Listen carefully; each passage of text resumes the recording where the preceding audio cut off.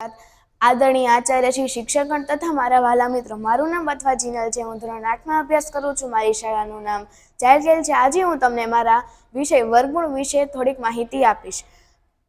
સંખ્યાનું વર્ગમૂળ એવી સંખ્યા છે જેના વડે ગુણાતા મૂળ સંખ્યા મળે. શૂન્ય કરતાં મોટી સંખ્યાઓને જ વાસ્તવિક સંખ્યા કહે છે. શૂન્યનું વર્ગમૂળ હંમેશા શૂન્ય જ હોય છે. ત્રણ સંખ્યાનો વર્ગમૂળ વાસ્તવિક સંખ્યાઓ હોતી નથી, પરંતુ કાલ્પનિક સંખ્યા હોય છે. કાલ્પનિક સંખ્યાઓ એવી સંખ્યા છે જેનો વર્ગ કરતાં વાસ્તવિક સંખ્યા મળે નહીં.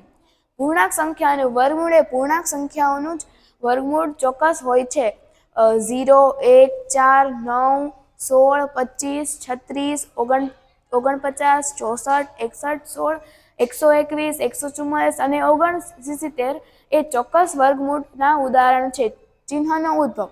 ચિહ્નનો ઉદ્ભવ ક્યાંથી થયો તે જાણીતું નથી. કેટલાક લોકો એવું માને છે કે તે શબ્દ આરમાંથી ઉદ્ભવ્યો છે, જે લેટિન અને જર્મન શબ્દ રેડિશનો પહેલો અક્ષર છે.